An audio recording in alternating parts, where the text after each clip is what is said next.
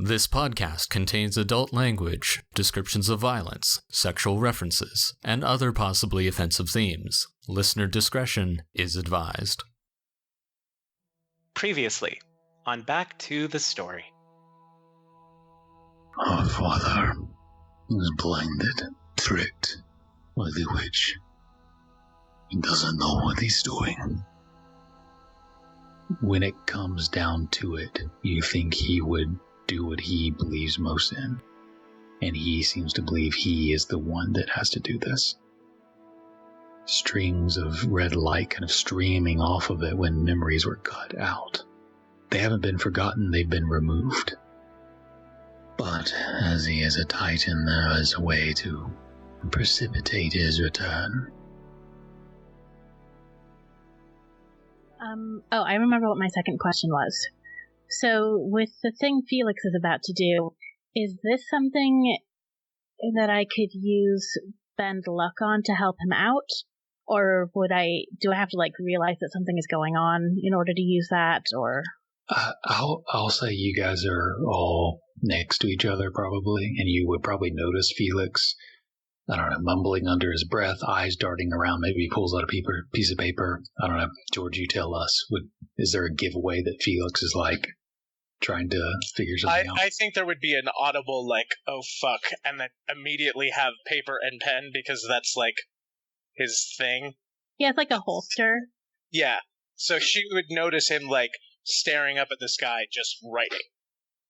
Okay. Roger, you back as well? Okay. So we'll come back into it. Should I give a portent? I mean, do you have a good one? I've got a really good one. It's not a nat 20, but it's a pretty good one. I mean, my bonus is good, so it's not my history bonus, but I was going to use my advantage. But even still, I got to roll, so it's up to you. You got to decide before that. Okay. Because I can use the bend luck, so that's... She can technically use the bend luck with the portent. Okay, then I'll give you a natural 17. That is beautiful. That makes it a 27? Plus 1. 28. 28, okay. You just math that out. Very good.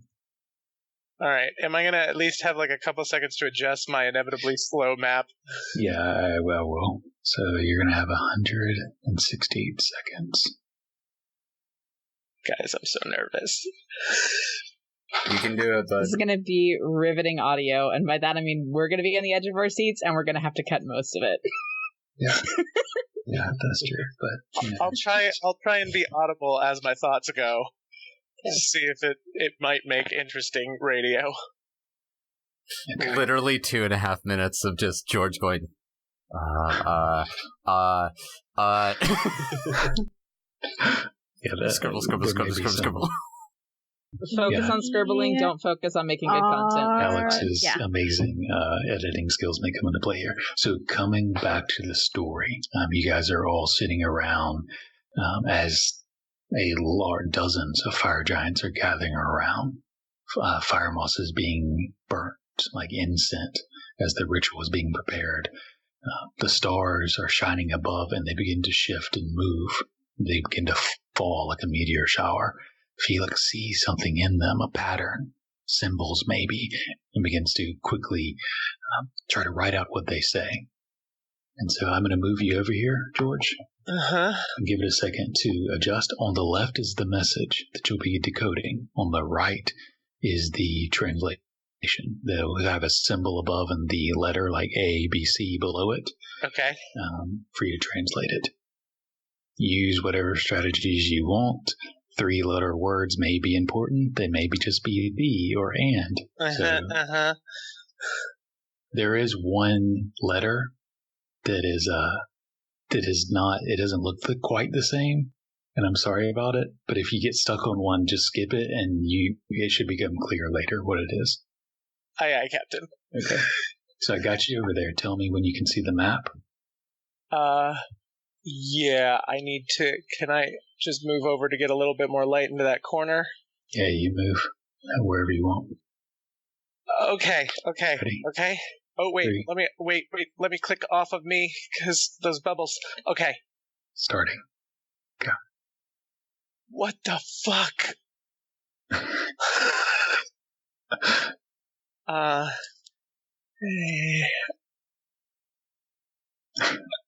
Oh my god, I'm like, guys, this is hard. It's not easy. Just breathe. You got this. You have 168 seconds. You got like 2.5 minutes. You got this. That's not what that is, but that's okay. It's I'm like wrong. 3 minutes. You're fine. Don't worry about math. Oh, this is not right. 2 minutes. Fuck is that? N. E. Or. S. What is that? Fuck. 1 minute. Oh. Fuck. Oh shit. Reborn. What are you? It's an O, so maybe T, 2. What the fuck? L. Oh, I need to go back over. Fuck. I. N. 2. Harbinger. Oh shit. Harbingers are reborn to. What is that? Oh. I'm not gonna get it. 30. Okay. 2. A. 20. J. That's N. 15. 10. 8. 6. 4. 3, 2, 1. Nope. How much you get through? Not a lot. I was very wrong for a little bit. I got Airbin are reborn to a gin? I don't know about the J being right. And then I got T, and then I was writing it. The next letter was P, and that wasn't right. So I was trying to figure that out, and then the vision stopped. So I got Harbingers are reborn to a G. Okay, well, how about this? What if I gave you guys another minute or two with everybody to get more of the message? Because I may have underestimated the difficulty here. I mean, I wouldn't mind if they suddenly realized what I was doing and maybe got a little bit of aid. And maybe this is so in narrative, Felix is doing this, but we'll have the rest of you guys get to participate. I should have done this from the beginning, but what am I going to do? I don't see anything. I'm working on it. I'm working on it. Global illumination on this thing would be amazing. Yeah, I'm about to. I gave Felix originally some bigger vision to have ambiance. So rules are no screenshotting, play it real, and I'll give you guys a couple minutes here. Ready? 1, 2, 3, go. Okay, so I skipped the first word. Harbingers are reborn to, and that's my G. Yeah, the first word is just the. Aine. Maybe? No. I don't know how you spell her. Yeah, Aine is Aine. And this is AIA. I'm starting from the bottom, by the way, just so you guys know. I start from the bottom as well. But a couple of these letters are very similar. So AGNI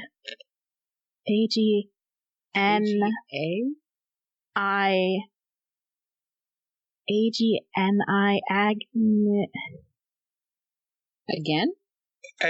To again do something. So to again T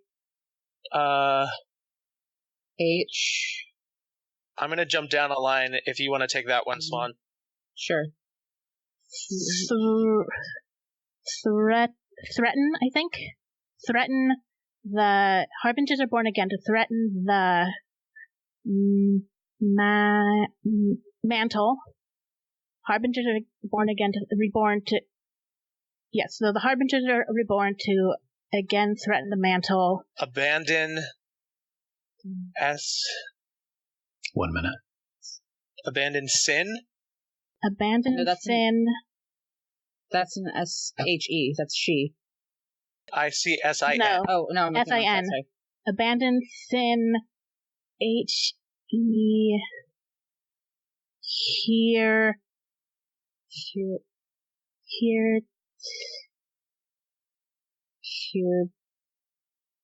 Jesus, these are crazy symbols.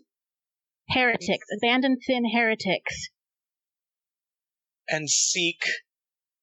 And seek the salvation of. Salvation. And then I got the last AC. word is weird. I got like Asara. Yes, Aesara. Yeah. 10, A-R-A. 9, 8, 7, 6, 5, 4, 3, 2, 1.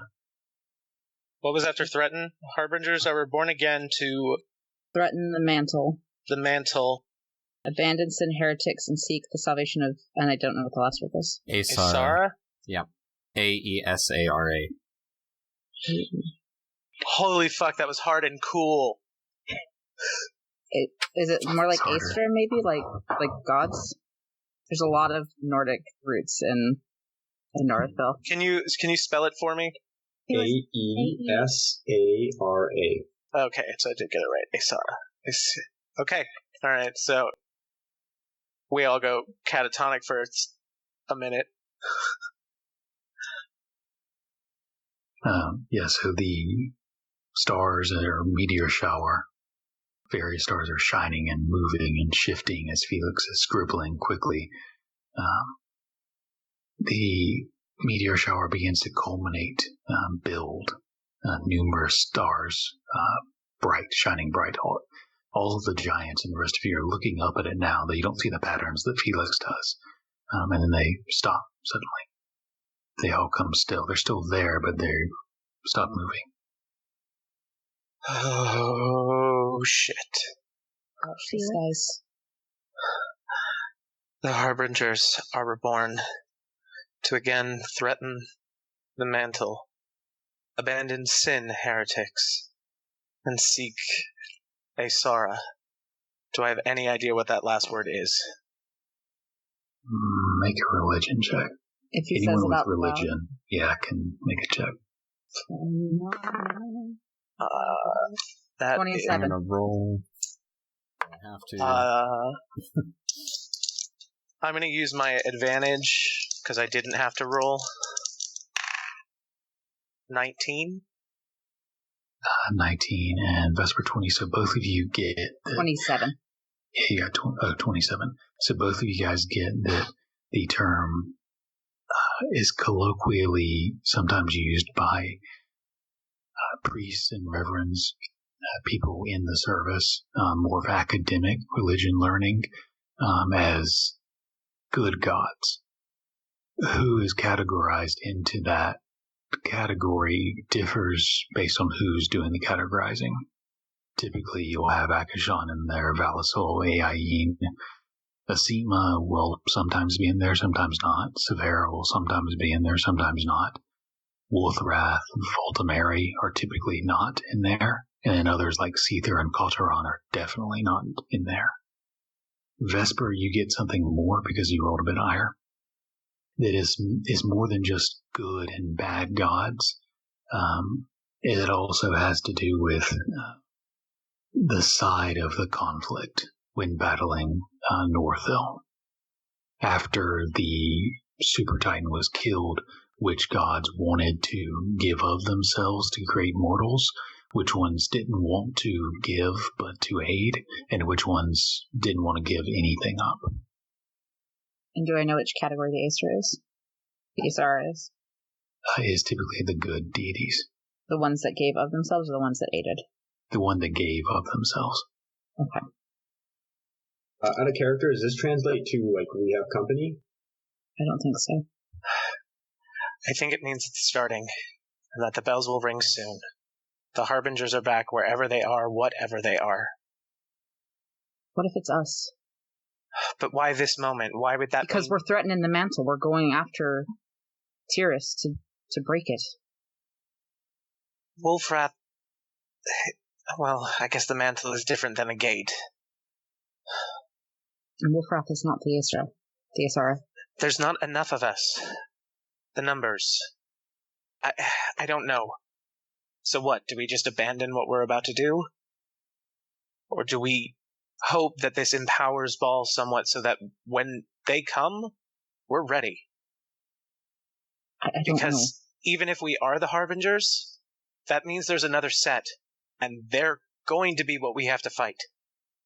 But if we're the ones threatening the mantle, perhaps the other ones are the good guys?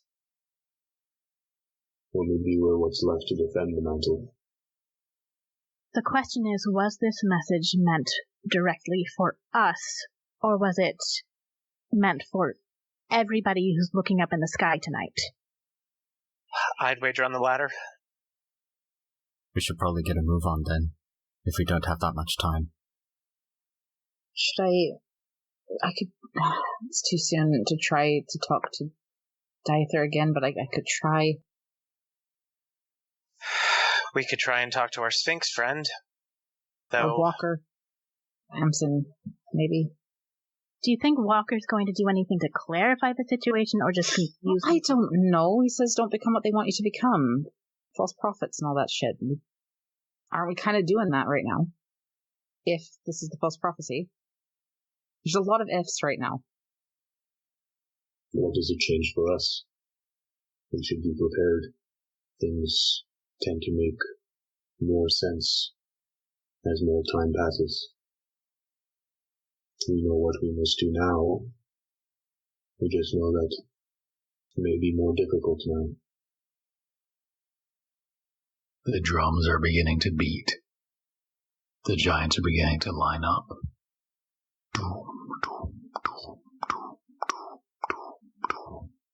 The old flares and torches kind of parting like a sea, you towards the stones. You see Vlad is beginning to move towards them. I don't actually have divination prepared. if the ascension of Wolfrath did not shatter the mantle and crack the divine gate and start it then why would this? Why did the harbingers not appear when Wolfrath ascended? It's a different god. I don't know.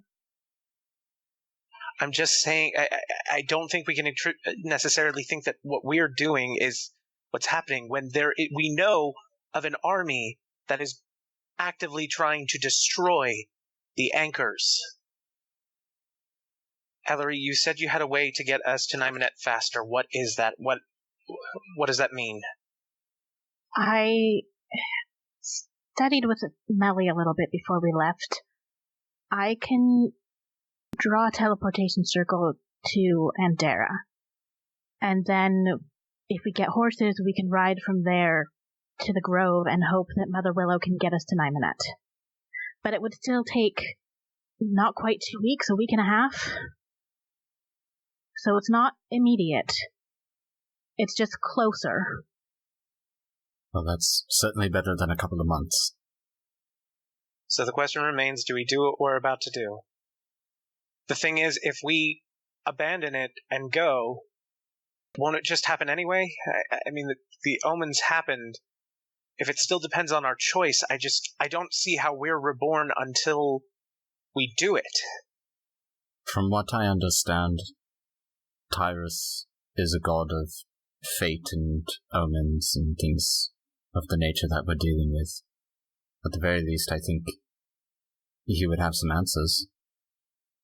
I imagine.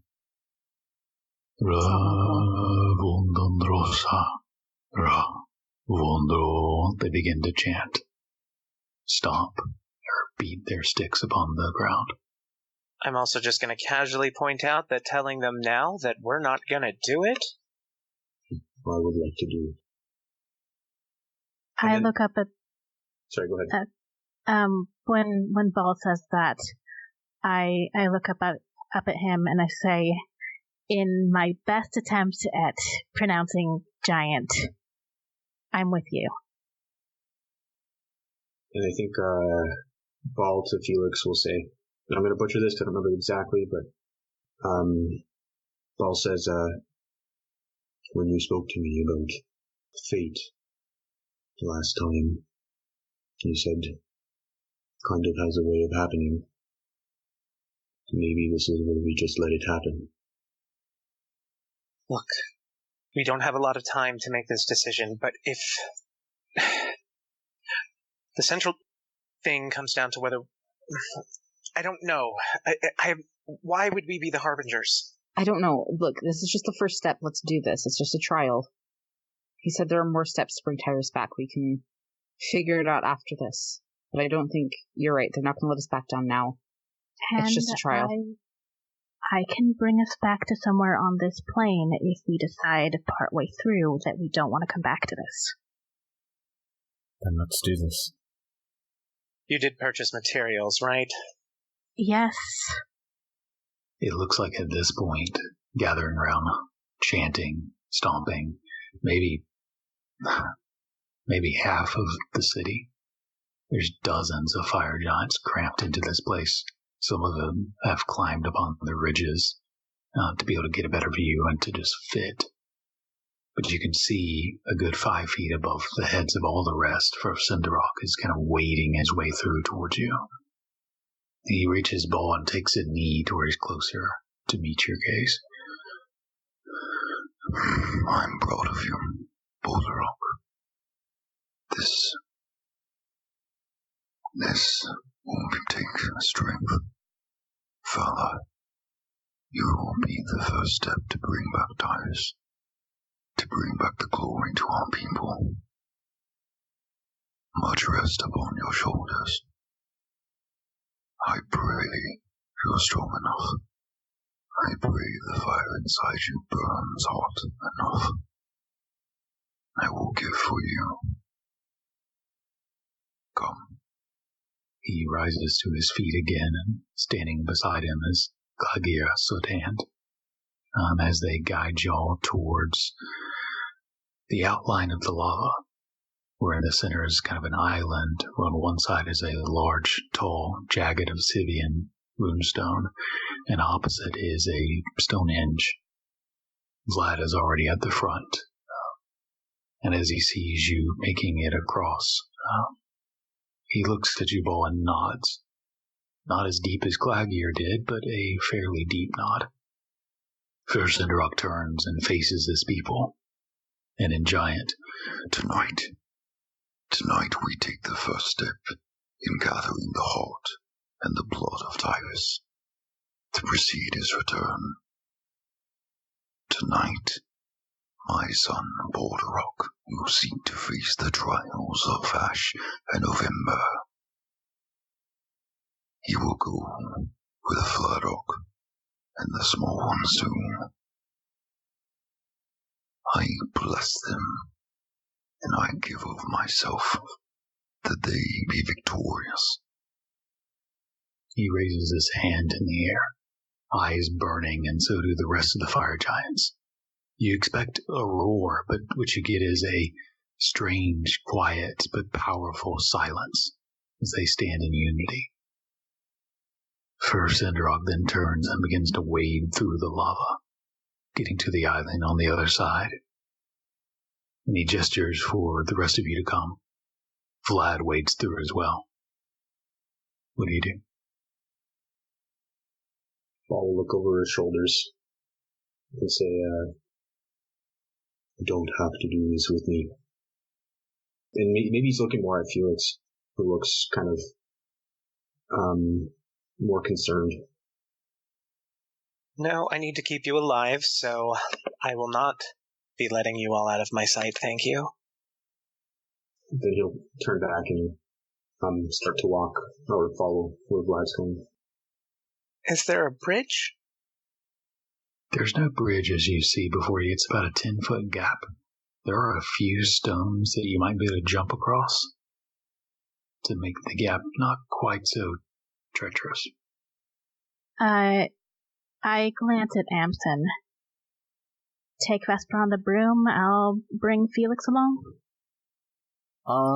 Sure. Let me just dig that out. And, I just remembered what the broom is. I said broom, but I meant staff. Yes, the staff. So I'll take out the wooden staff and say, Comet's course. And I will take Vesper and ride the staff across the chasm. And, how close are people around us? Is there some space? A little bit, not much though. Is there 10 feet of space? There's 10 feet, yeah. Okay, so I'm gonna make sure, kind of, if anybody seems to be coming too close, I'm gonna sort of wave them back a little bit, or try to. They're like 11 and 12 feet, so they do back up a little bit because they're right on the line. Okay. And then I will grab Felix's arm and just thunder step across. Landing on the other side, where Vesper and Amson await. The whole crowd is underlit with red from the lava. And we lose Ball. It's about a 10-foot gap. Well, I think Ball's going to just try to kind of run and jump across it. And if things go wrong, I will try to do something, but I think I should be able to handle it, I hope. Athletics check. And this here is where we fail the trial. Athletics check. 18. We have this image of Ball leaping over the 10-foot chasm underlit by the lava light. You can feel the heat beneath you. It's hot, but you're okay with it. Landing on the other side.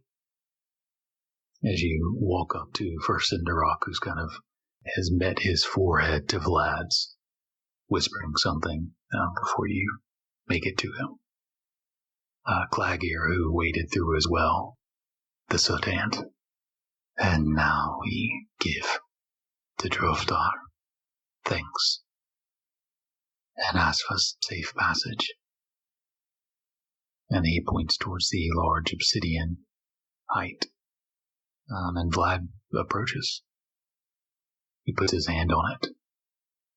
There's a place, a rune.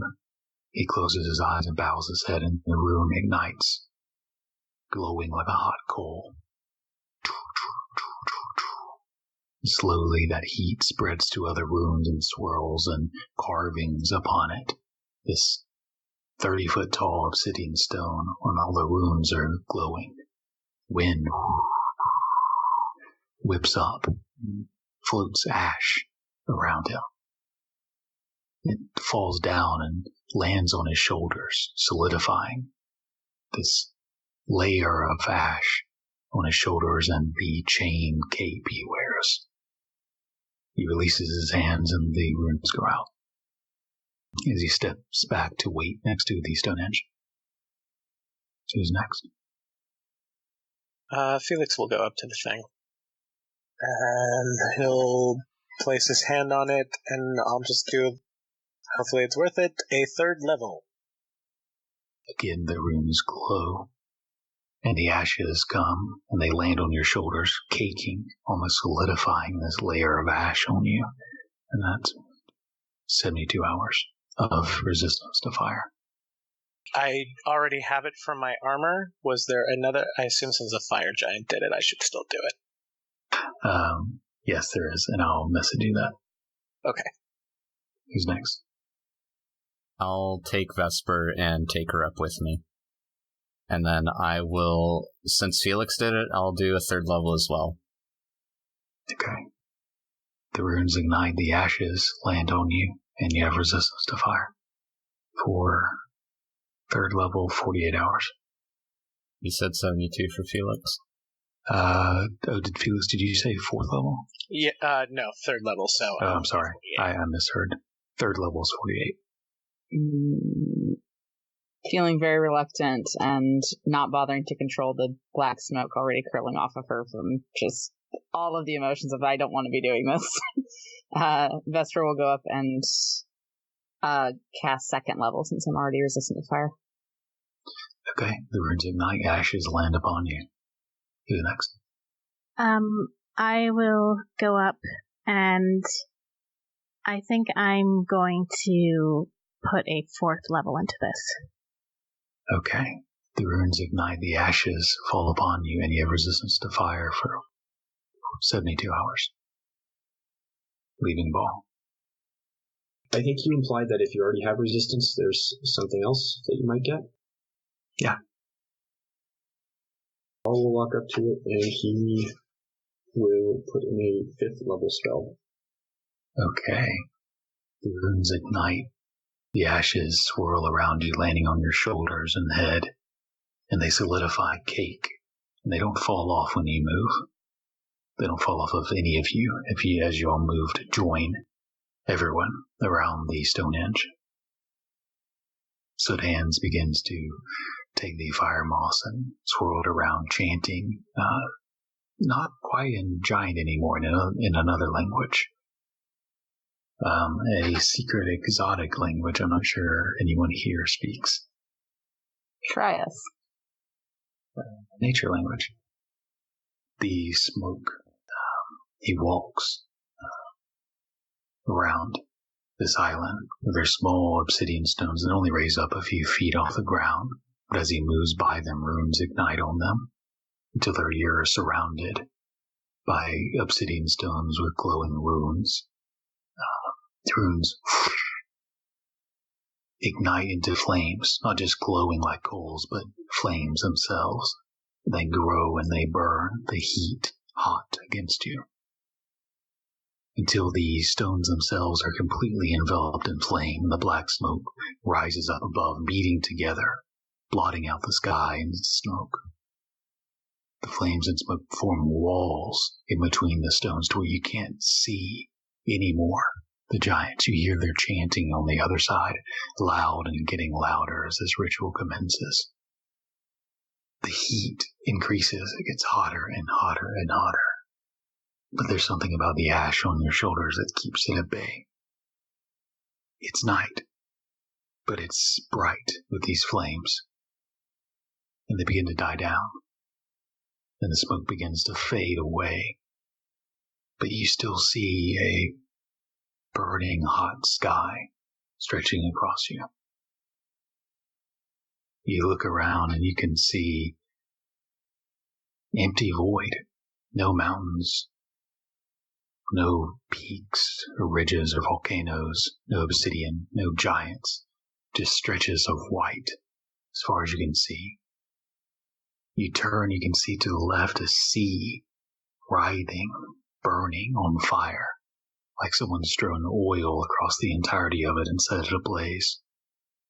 The sky above twists and turns with smoke and fire, red hot. You see a dull red sun above burning. You're surrounded with those same stones are here, just as they were before. But you're in another place. You're in the elemental plane of fire. You see that white that stretches all around you like a desert. It almost looks like snow, but it's ash and salt. And as Soot-Hand kind of steps and moves to kind of meet you all and guide you once more, each step he takes displaces the white hot ash, and underneath it burning red salt, like fire in a state of solid.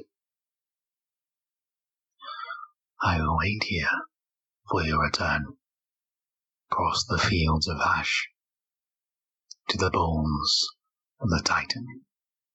And he points across in the opposite direction of the sea of flames. You see a ridge in the distance. How far do we think the ridge is? A couple hours walk. Well, let's go. Does it seem like this is the salt fields on the fire plane? Make I want to say a survival check, maybe? Okay. 23? Okay. Looking at the ground and kind of wiping this white hot ash off the top, there is this like solidified fire salts, almost what you found with Calvin in White Guard long before. It could be. Okay. I just want to keep my eyes out because this is where I was told to look for the pair of Genasi that we met in Port Croucho was on the fire, or the salt fields. Okay. So you guys head off, walking towards the ridge in the distance that Glagir pointed out to you. Across the hot fields, and you notice as you're walking the steps, you're leaving trails behind you of red, displacing the white hot ash leaves this kind of red burning fire salts beneath. You have a couple hours journey if you wanted to do anything during it. I think at some point, probably early on, I'm going to kind of experimentally talk to Vlad in common and see if he knows our language or if he only speaks giant.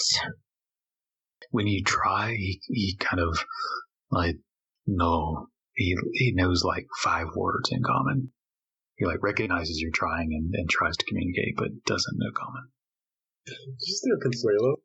No. So, Vesper, you can translate. Do we have any kind of plan going into this? Enter bones. Kill Titan. Take its heart and blood. Didn't we hear something about, like, Titan babies protecting this heart? Then we'll kill them too. Yeah, I don't think subtlety is going to be an option on this one. No, probably not. Just while we're walking, since we're just hanging around walking, we might, cast sending and just mention casually to my mother, who's been missing for years, that I'm on the same plane of existence as her. Any directions? Basically that I'm on the fire plane specifically. I wouldn't say I'm on the same as her, in case she is, on the salt fields. I'm in Vesper. I'm in smoke. Do not come here. They will take you. I am safe. You stay safe. I think Vesper stops walking. Are you alright? I just turned to Vlad. Do you know this plane? How far is Smo from here? Jin City. Across the sea. Few days, maybe. How many is a few? I don't know. Week. We've not been. I studied the maps. My training for this trial. And he kind of like looks at Ball. Kind of like, you didn't practice. Practice? Ball blows a raspberry. She spoke this time. I heard her. So she is alive. And here-ish. She says she's safe, but I don't know how much I believe that. It's kind of like my mom, huh? She said not to come, they'll take me. Well, that settles that, doesn't it? Can I punch Felix in the face? You can try. I'm going to try. Oh god, is that strength? Yeah, it's strength. Yeah, it's a 10. Oh god, no. Just bounce off of many layers of magical protection. Hey, Felix? Yes. I can translate that for you. That means fuck you. Yeah, I've gotten it a lot. I think you can expect to get it more. Beth, I don't actually have anything useful to say, just...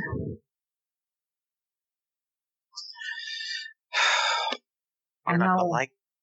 We shouldn't go, I know, but I just want to see her. Yeah. It's not important, though. Let's keep going. Bullshit, it is important. Even if we have to keep going and can't stop for it. It's still important. This isn't about me. Let's just go. Ball's gonna kind of turn to Vlad and say, almost like a kind of aside, and says, for the other steps to resurrect Tyrus, the vision, breath, bone, domains of our brothers and sisters, pieces of titans. How long will it take to prepare those? Who can say? We have to uphold our side first. Then there will be time. Ball kind of says under his breath. Stay sharp. Eyes up, boy. As you guys are traveling, it's like a couple hours journey, a couple hours in. Why don't y'all go ahead and make perception checks? Do I get advantage since I was told to keep my eyes up? No. That's a 13 for Vesper. 9. It's a 6 for Ball. 25. Hey, Ball 25. 6, 9. Hey. And I guess I'll roll for 5. Not too bad. Ellery and Felix, as you guys are walking, you see movement up ahead. These fields are mostly just flat and barren.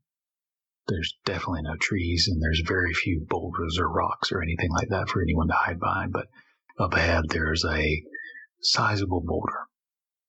It's maybe only 10 feet tall, maybe 20 feet long, but it's there, and you think you saw movement behind it. How far away did you say? It's about 200 feet ahead. You heard a noise as well. Both of you kind of... Something ahead. Vlad withdraws his weapon. Not his hammer this time. You notice he has a new weapon, a great sword of jagged obsidian. Ball will recognize that and he'll pull out his maul, but not the usual maul. It will be Avalmer. So salty. I think I'm just going to hold on to a Eldritch Blast till we see something hostile, and if it's within 200 feet, I have range to hit it as soon as... Okay. Are you guys moving towards it, or what are you guys doing? Presume that's the direction we need to go. Yeah, I mean, you could take a wide berth if you wanted to, but in general, yeah. Yeah, here you go. As you guys get closer, you see the rest of you begin to see movement kind of shifting, something peeking out behind the rock, looking at you all. Does this look like a creature or a humanoid? That's what I was going to ask.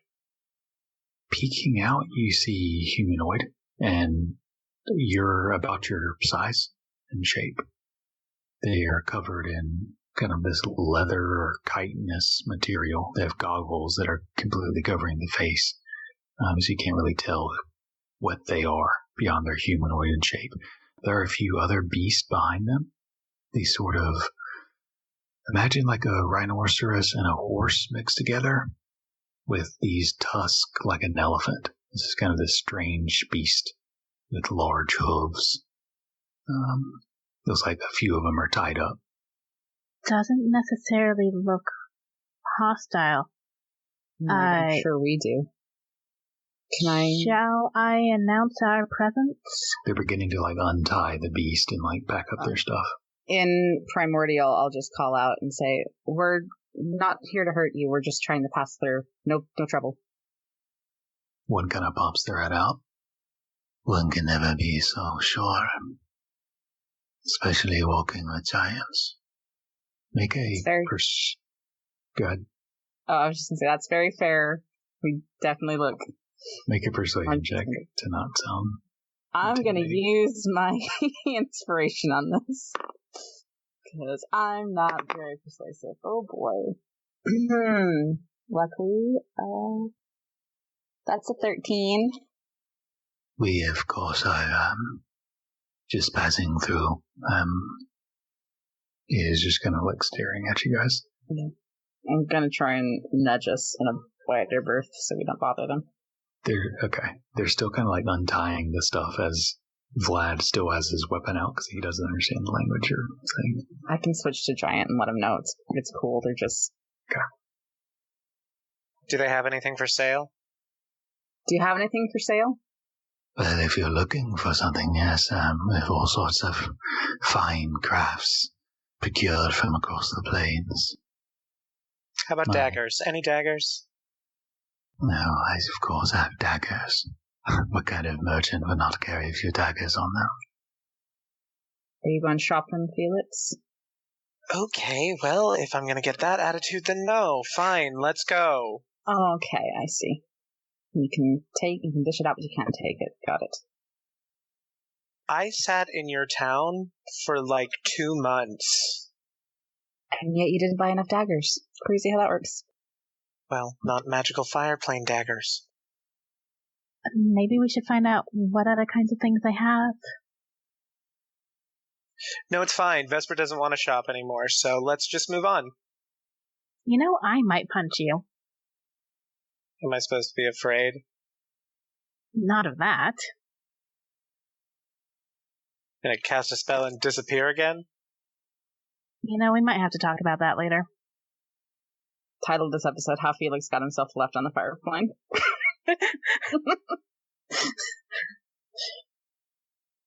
If you want to go ask what they've got, I just think maybe Ball and... No, it's fine. You're right. We don't have time anymore. There's no time at all. Even if they have something that might help us in our current situation? Yeah. We should at least take a look. We don't have to spend a lot of time on this. Ooh, anything that'll help us walk through lava. If we leave our giants back, can we come closer and take a look at your wares? Why don't I come to you? Sounds good. And the one you've been speaking to mounts up on one of the creatures and rides out. I'll He's explain still to like Vlad what's going on too, so he doesn't freak out. He kind of shrugs and is like, "This is a waste of time," but just keeps walking. The rider moves out on the horse, but still keeps a 30-foot breadth, but gets close enough to where you don't have to yell across the salt fields. Well, what kind of things are you looking for? I have all sorts of wares, from near and far. And I look to the others so I can play translator. I mean, I'll restate anything that can help us surpass lava barriers, which I feel is a thing. This is a hard barrier to get across. Might you try jumping, perhaps? I'll try that next time, thanks. Sad to say I do not have something exactly for that, but I do have some other devices you might be interested in. Are you bounty hunters, perhaps? If the price is right. By the way, Vesper is not giving Felix's sass to this guy, just his sass to Felix. And are you looking for someone currently? On a mission, perhaps? We're on a mission, at least. I see. I won't ask any further questions. If you won't ask of me, I do have a medallion passed down through my family generations, but I have no use of it. He kind of pulls something out from his shirt, a medallion that hangs, gold encrusted with jewels of sapphires. This can store magic, powerful magics that you can utilize later if you are practitioners. He swirls his hand and ponders something else. Chains, each in link intricately carved and ruined. These shackles could bind whoever it is you are seeking. I have this. He moves his hand again, and at this point it's clear he's not actually holding anything. He's just creating images. This small eyeball-looking gem carved This is a bit more complicated. It would have to be installed, but it could give you some vision and perhaps something further if you needed such. Now that he's closer to us, what does he look like? He's wearing full face chitin and goggles, so you can't really get a good understanding of what he looks like. There's a little bit of flesh here and there that pokes through the gaps in his clothes. It's kind of like dark reddish, but beyond that, you can't really tell. When he says expanded vision on the gem, also installation, and also how much? Because I'm intrigued. Well, this eye was an eye of vision, a powerful one at that. It could give you some visions in the dark, but also see things that are not there. You would have to be installed into your, eye socket, which might be painful, but I do have a friend in the business if you're looking. No, I think I'd have somebody. What would you be looking for something like that? Oh, also, totes, does it need attunement? Because that might be a deal breaker. It's optional. No, I'm gonna pass. Are you sure I'd let it go for only 2 rupees? No, I have no need of it. Ooh, 2 rubies. Wait, actually, no, I could still use that. I don't have rubies. How about 2 vials of demon blood? What kind of demon blood? I believe it is a Rakshasa, prominent anti-magic powers. 2.5 rubies in the blood. Did he just raise the price? Is going up? I'm sorry, 1.5. That's Klaus's fault. Fucking merchant can't even do math. I don't really have any money, so he's just actually going to look at Ellery. Jesus. I should be nicer to people. What? I mean, rubies come in different values. How much is he asking for? And we'll say this conversation started in Primordial, but he probably switched over to Common once he realized that was more likely a language for you. 1.5 rubies would be 1,500 gold, plus the vials. It's up to you. I'm actually not going to use the eye itself. I want to put it in another device, but would be helpful. How much are the shackles in the amulet each? The shackles are 5 rubies, or 5,000. The shackles. Medallion is 7 rubies. And what does that do exactly? Which one? The shackles? No. The medallion? It stores arcane energy. You can instill spells into the gems. Save them for later. I mean, that sounds good for any of us if we wanted to spend the money on it. Aren't we stupid rich right now? Is there a reason not to just buy it anyway? We are stupid rich, but a lot of our funds are in the form of alcohol at the moment.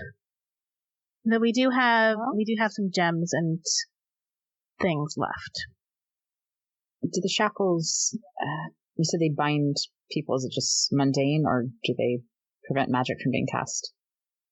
Oh, they prevent escape arcanically. If I put a spellcaster in them, could they still cast their spells? Of course not. Do I believe him? Take an insight check. Boy, howdy, I wish I had saved my stuff. 12. Yeah, you believe him. Alright, I'll shell out 50 platinum if he'll take it. 5,000. Gold. Correct. Platinum's only 10. Oh, You would need- shit. goddamn. Yeah, you would need 500. Right. I can't do I can't do math. I look to Ellery if we have that. We have to talk to Braun at some point. Fuck. Are you gonna make me make the decision on what to buy? Yeah. Because you know I can't make decisions like that. Yeah, but you have the money. I don't know how much we have in total. We have almost 20,000, mostly in goods. Mostly alcohol. Well, forget the eye. It's not important enough. I'll figure something else out. I do think the amulet is worth it for sure. Well, we got 2 rubies and 2 sapphires. That's 4,000 right there. And 1 3 emerald. Or, I see 1 emerald, but alright. Did I? Oh, I was looking on the wrong line. So that's 5,000 gold. It's 7 for the necklace. I mean, all of my money has been converted into scroll making materials, so I could shell out some of that, but it's kind of, I actually sell him some scrolls. Hey. Any interest in that? I've got like a lot. I could trade perhaps a bit. If you say 5,000 worth of gold, I could take perhaps some of the spells. What do you have? How about fly and sucks, but fly and blink. It should be worth about 1,000 at market value. You have 2 of the blink ones. I only have the 1. We also have the Rakshasa blood. Both the scrolls and the blood. And then the 5,000 worth of gems, and we'll call it a deal. Perfect. Wonderful. So I will hand over the gems. And I will begrudgingly part with 2 scrolls and 2 vials of Rakshasa blood. I will stab the merchant the second that we get the items. And he will give you the medallion. It's a beautiful golden medallion with sapphires encrusted in them. 5 of them. Well, it has been a pleasure doing business with you. I hope to see you again, and good luck on your travels. Of course, we didn't catch your name. You can call me Rush. Pleasure to meet you. The pleasure is all mine. Au revoir. And he rides off, leaving you this medallion with 5 sapphires in it. So, who's going to be using this? Let Amson identify it real quick and then see if someone wants to attune on the way. Yeah, I'll do that. I could always put a revivify into it. We could just have one of those around. Depending on how it works, yeah. Mm-hmm. So yeah, I'll identify it. Okay. So it essentially lets you store magic in it. And I will post them again. So there's a medallion. But it basically works the same. Cool. Ooh, up to 5 levels. I do not need it. I have more spell slots. My spells are not useful enough. And can you cast any spell from there, even if you don't normally know it? I Spring believe Store, so. holding them into the attuned wearer uses it. The Spring Store, when found, any creature can cast a spell first or through as less as cast. Yeah, only the attuned wielder can use it, but anybody can cast it in there. And you can cast, while wearing this ring, you can cast any spell stored in it, using the original caster's level. Does anyone have a spell that someone else would like to have? It's like basically up to 5th level, but we can basically let someone else have too. I mean, Revivify is not a bad idea. It does require me to use the materials, though, I believe. Yeah. So. I always have my spells on hand, so probably not useful for me. Let's just hang on to it and worry about it later when we decide who's going to attune.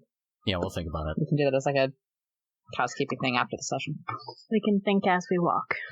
Yeah, so as you guys are moving, you're beginning to see that ridge in the distance, clarifying. Walking across this white ash and red salt, this field, you begin to see the ridge is not a ridge, but is a stack of bones laid out lengthwise.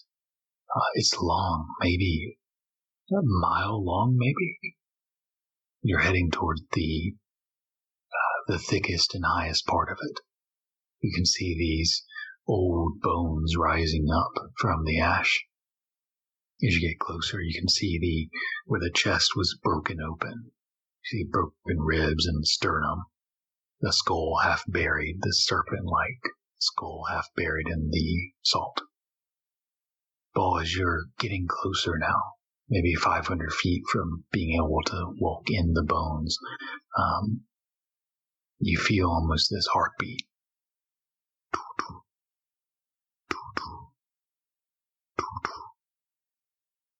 And it's not your own. You can almost like see it straight ahead and down. You can feel it. You know the direction to it. You feel warmth in your hand on Avelmer. As I feel that, I'm going to look towards Vlad and say, do you feel that too? Oh. What do you feel? I can feel the heart beating of the Titan. Then it is near. Lead. Ball leads. Following the trail, you begin to enter where some of the bones are scattered. Yeah. As we're going, I am keeping careful watch for any sign of movement.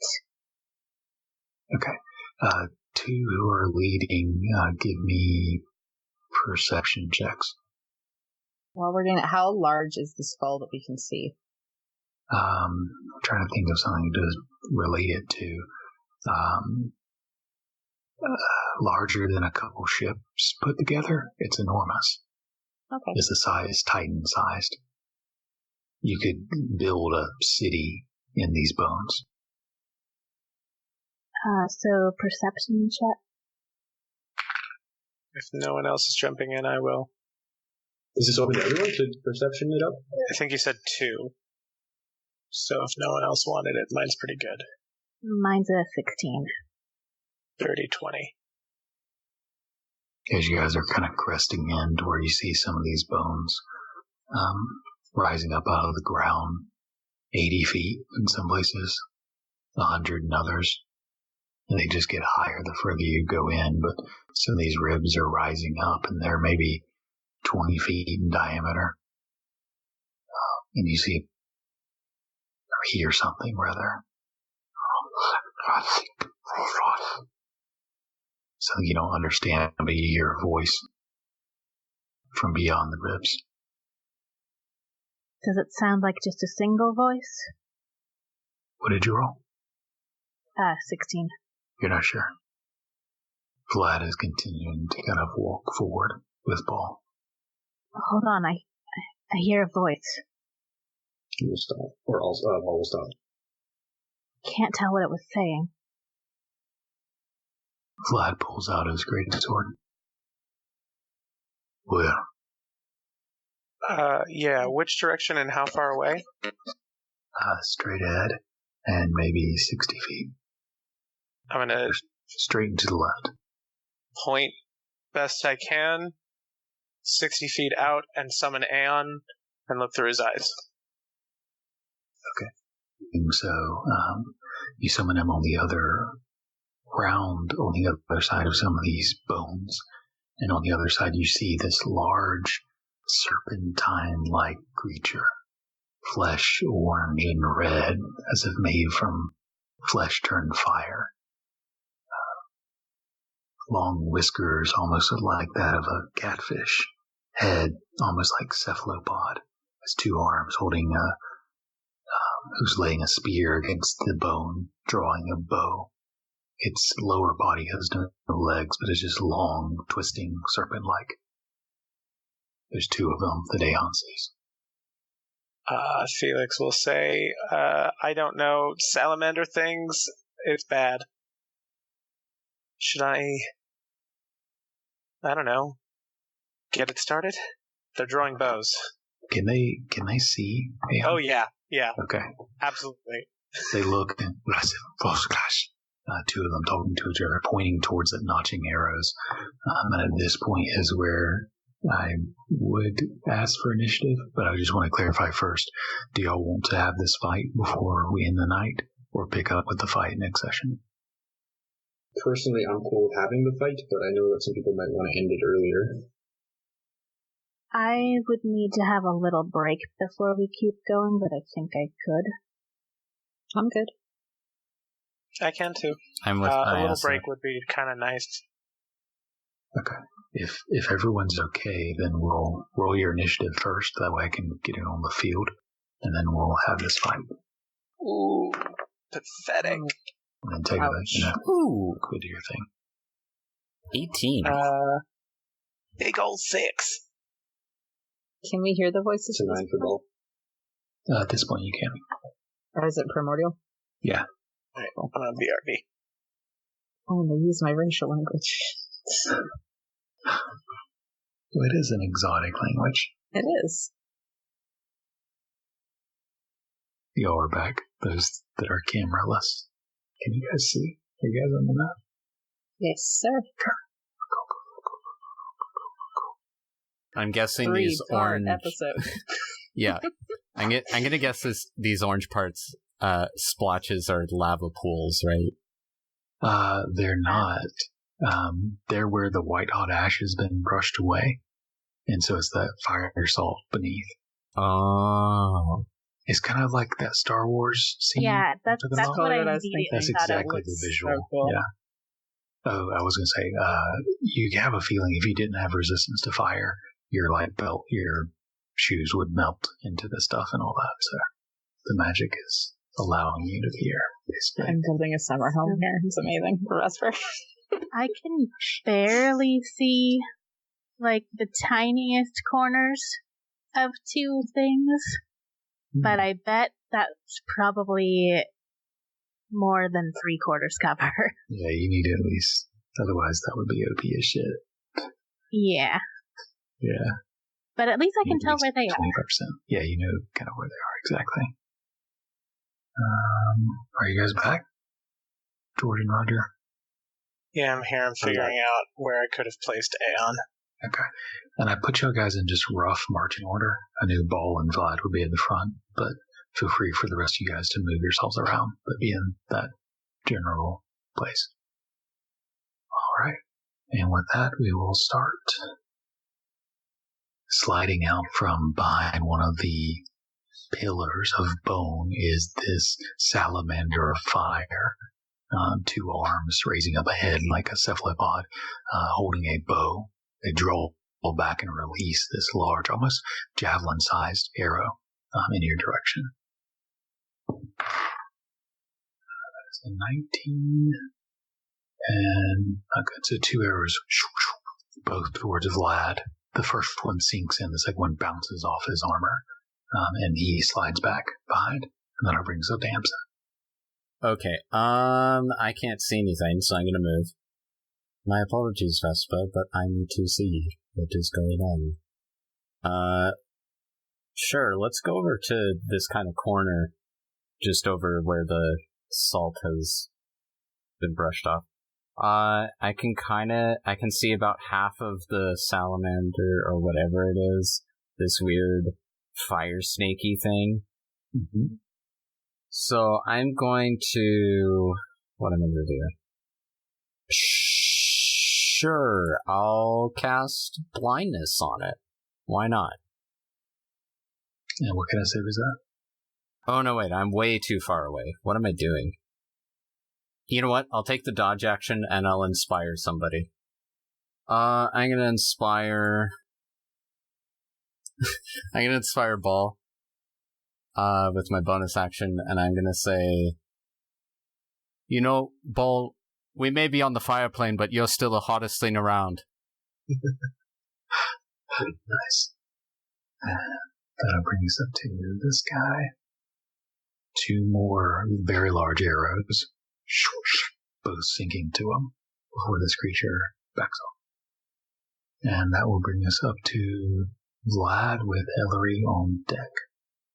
That is to charge towards them.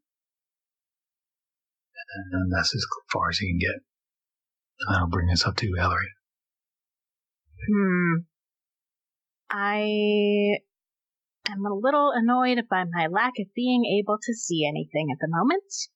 So I'm going to start by moving. I guess I will move the same direction Amson went. See what I can get. Okay, so I'm moving to the left. I think I've gone 25 feet. So another 5 is my 30. Still can't see anything, which is irritating. So I think I'm going to go ahead and use my action to dash as far as I can go up to here. And yeah, I don't think at this point I want to use any of my sorcery points, so I will leave it at that. Alright, that'll bring us up to all you're on deck, but first, there's a look to the right and you see fire salts being pushed into the air to the right. An outburst. This large creature, stones, fire-like chains almost connecting these floating stones as it crawls and digs itself out of the fire salt and begins charging. And you are the closest target. 12 to hit? No. And a 20-something to hit. No. 25. Yeah, that one is. 15 bludgeoning damage. You duck the first one, the second one slams into you for 15 bludgeoning and 5 fire damage. Reduced to 2, yeah. And that brings up the ball. Ball will run up to this, we'll bring out Abelmer for the first time. We'll run up to this. How would you describe this creature? It's like this large stone creature. Separate, floating dark stones, like magma solidifying.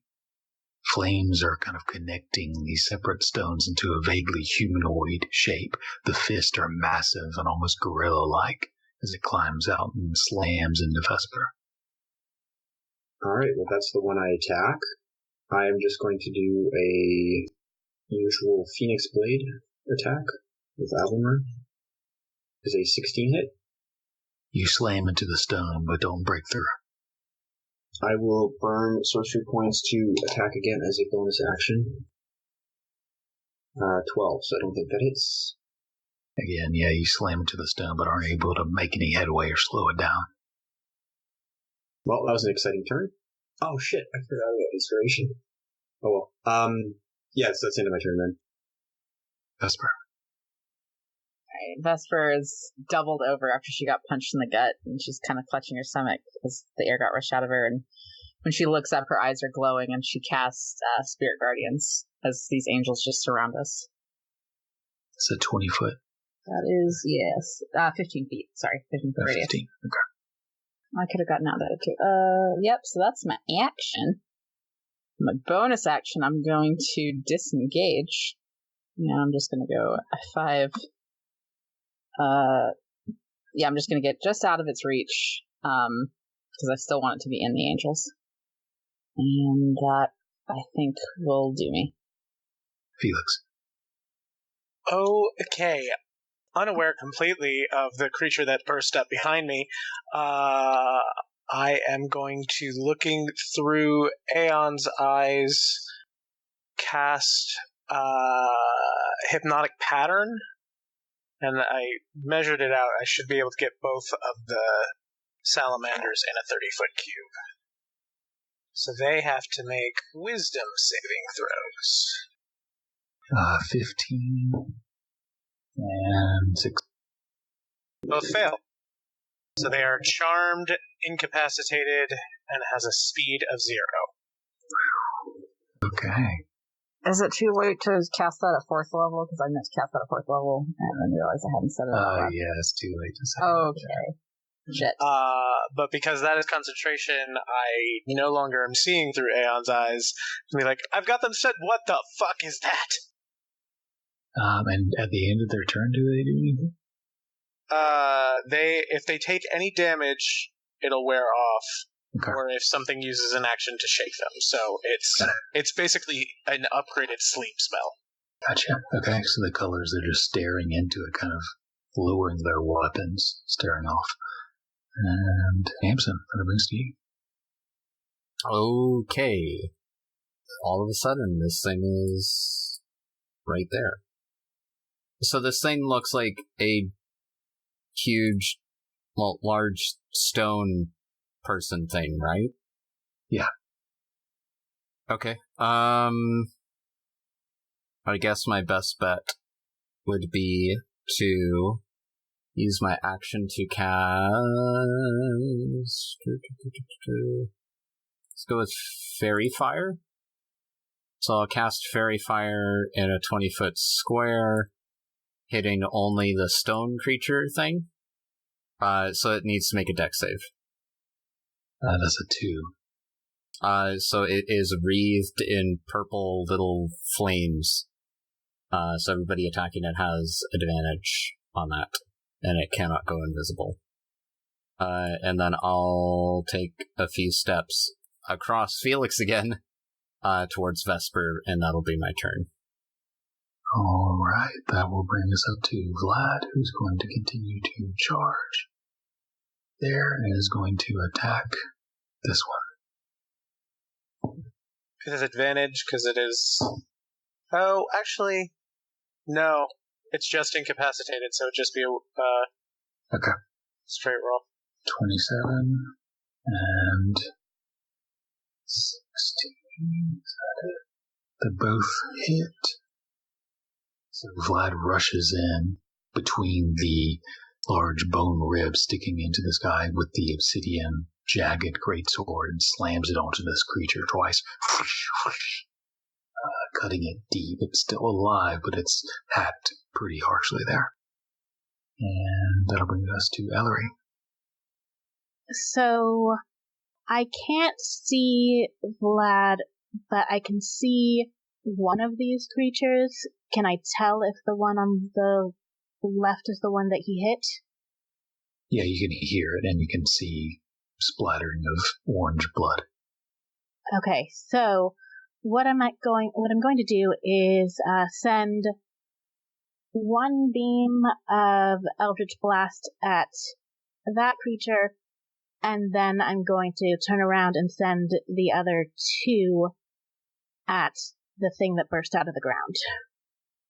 You're going to have a hard time hitting the other thing. But with your spell sniper, you should be fine. Yeah. Yeah, you're fine. Okay, go for it. And so I think because we're towards the end of the session anyway, I'm going to go ahead and use my DM inspiration on the salamander-like creature.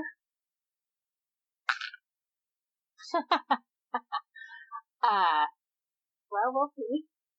I rolled 5 on both, so that's 13 to hit.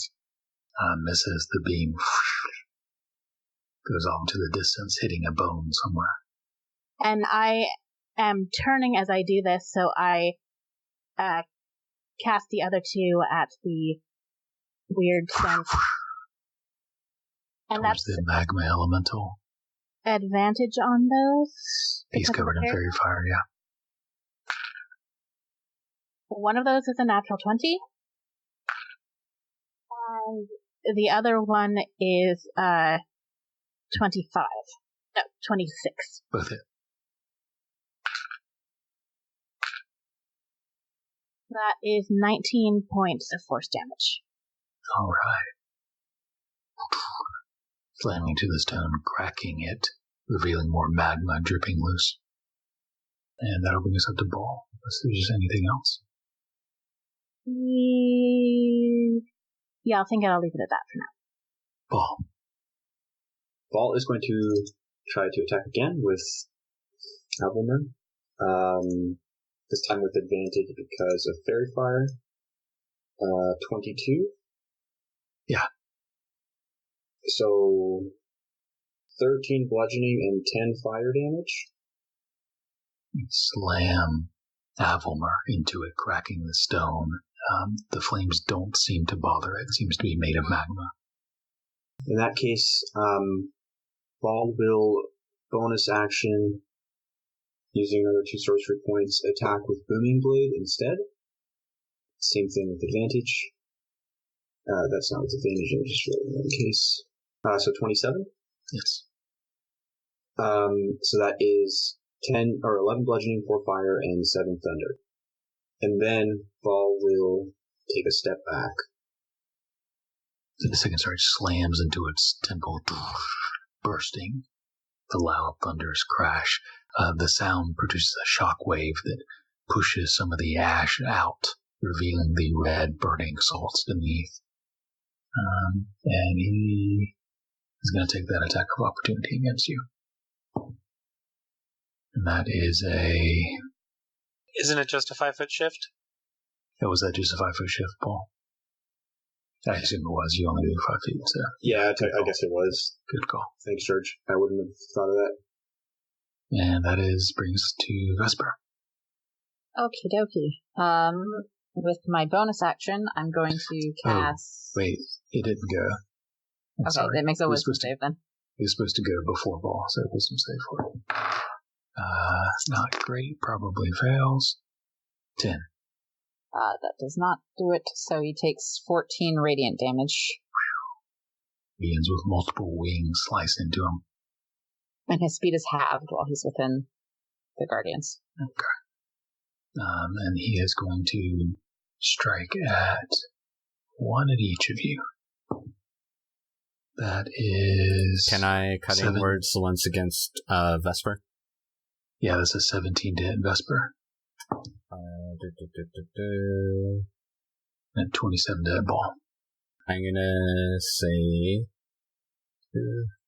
I'm subtracting from the hit or the damage? I was hoping to do the hit, because I think I technically said it before. Yeah. Yeah, you did. So... 2 or better. I don't know what to call him. I think I'll just say, "Hey, over here, you fat fuck," and I'll roll the d8. It's a 7. Yes. I'm good then. So that first massive fist has a larger reach than you expected, but it goes under your head as it turns to adjust to Amson in the last moment. But it continues the spin and comes around towards Ball with, I think I said 27 to hit you, Ball. That will definitely hit. 14 bludgeoning damage. And 5 fire reduced down to 2. Thank you. And it's going to move, but then it's Vesper's turn. So then it will take... Reaction to get the fuck out of there. And 16 thunder damage, yeah. Explodes as it takes a step forward. Vesper. Okay. Now that I am a little bit safer away from it, I'm going to cast right beside it my spiritual weapon on my bonus action. I'm going to cast it at 4th level, saying that ahead of time. So, let's see if I can hit it. Oh, I get an advantage because it's fair fire. Which is a 21, I believe. Yes, that's how math works. 13 force damage. Oh no, 13 plus 17 force damage. Means the cracks in the stones are starting to break open. Some of the stones are becoming to fall. The fire energy not enough to hold them in place. It's growing weak. Action, I'm just going to throw the returning dagger at it and see what I can do. That's really good. Oh shit, nat 20. So that's going to be Max damage. So that is 12 piercing. You have sneak attack. You had advantage. I do. Oh, that's right. Thank you. I think I'd be better at playing a rogue. So it's another 4, so that's 16 total damage. How do you want to end it? I just want the dagger to go right through the chest, like right where the heart would be. And once it comes out the other side, it's like flying out and then just reappears back in my hand. Yeah. Goes through the stone, loosened by the cracking magma, straight through, flies out the other side, stops for a minute, and then begins to return back towards your hand, straight through the backside again before it reappears in your hand, and it falls apart onto the ground. And then I'm going to use my my movement to just run up here, towards the salamander. Okay, that changed what I was going to do, so I just have to check one thing. Okay, so I think if Felix moves 10, 15, 20, 25, 30, it should be able to get line of sight from here on that guy. Just a wee bit. I think I get one more. Right? Yeah. And then, so bonus action to move the head, and he has to make an intelligence saving throw. Not one. Okay, so he is gonna take, I'm gonna put a level 1 into it, so that is gonna be, shit, what is it now? It's 3d8, 5d8 plus 5. 28 psychic damage. And the next attack against him has advantage. The creature clutches its head, dropping the bow to the ground, sliced open from Vlad, and is just screaming in primordial. That's my turn. And that'll bring us up to this other one stunned, and then Tamsin. Alright, there's not a whole lot that I can do because I'm very far away and I can't see anything. So, I think I will just use my action to dash and run past Vesper, towards Ellery, towards these rocks, and I guess I will... Yeah, I'll inspire Ellery, sure, what the hell. And I'm gonna say, Ellery, are you a beaver? Because damn. See, that's a D8 for you. I think we should break up. Not because of Ellery, but because that joke was terrible. And that's my turn. Alright. And then Felix, the one you hit is stunned, correct? Clutching his head. So. No. He's just the next attack against him. Gotcha, okay. His guard's kind of down. So he, with one head still clutching his head, is going to pull out a spear and is going to try to drive it into Vlad. That's going to hit. Well, that's going to take some damage there. Oh, he takes 2. Oh, goodness. Second one won't do it, though. 2 quick strikes with the spear. The first one striking in, burning along the shaft. He hits the armor, but the spear breaks. He's going to begin to move away, dropping that spear and trying to pull out another one defensively. That brings it to Vlad. He's going to move through, raising his great sword of obsidian above the creature, dealing a long, wide horizontal slash that cuts the head loose of this creature as it slumps to the ground. And second strike on this one. Turns the corner to the other stunned creature. 25 to hit as it slashes into this other one. And that'll bring us up to Ellery. Okay, so first things first, I just burst out into delighted laughter because for some reason I fucking love Amson's terrible jokes. And I am going to run forward, see what I can see. 5, 10, 15, 20, 25. How well can I see this last remaining? I'd say because Vlad is attacking it, you know it's roughly there, but you can't see it. He's in the way, and the bone is in the way. I don't suppose my spell sniper ability is going to be enough for me to try and hit it? 100% coverage. You can try to hit it. It'll probably hit Vlad. Like, aiming? No, there's... I don't want to lead you astray. No, it's not. You don't have line of sight. The rare instance Ellery can't actually shoot at something.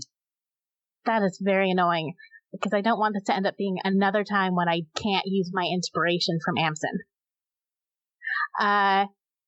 Well, I'm going to... I have another 5 feet. I'm gonna go ahead and use my action to dash, I guess, which will get me right behind Vlad. And has Vlad been hit at all? Yeah, he's taken a few hits. He looks mostly okay, but he's a tough guy.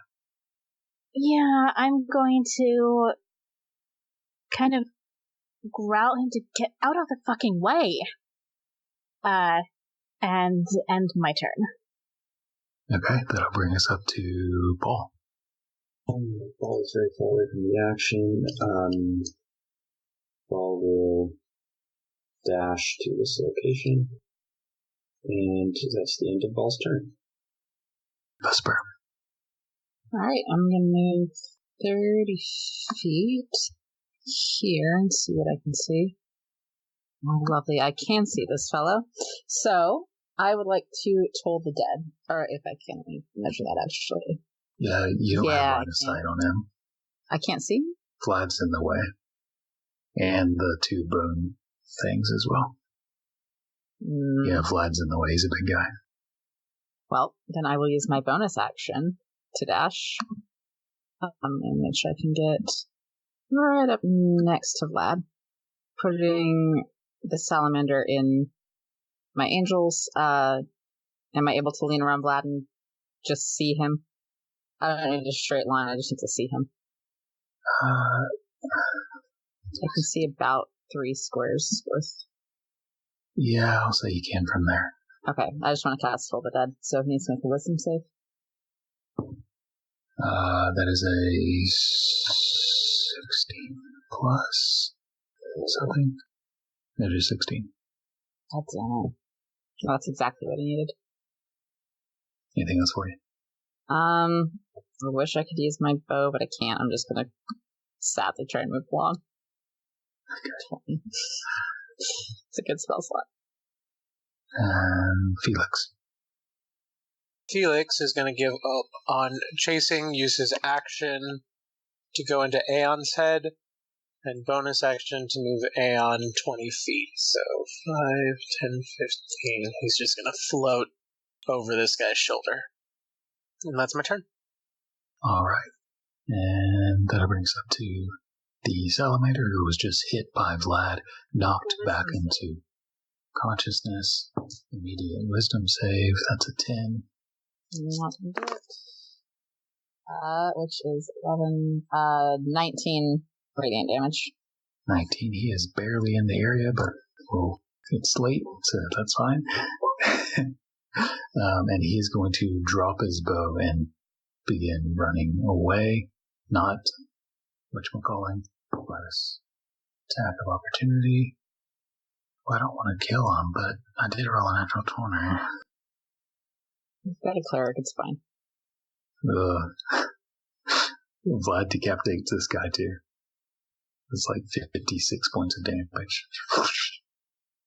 As the salamander dropped his bow, was reaching for a horn, it looks like, to call, and then just the strike slams into the bone next to him. The body falls to the ground. The head is laid onto the sword before he pulls it out of the bone, and it flops to the ground as well. I'm not sure I have ever gotten to use the inspiration that Amson has given me even a single time. It's okay, I get them back on a short rest.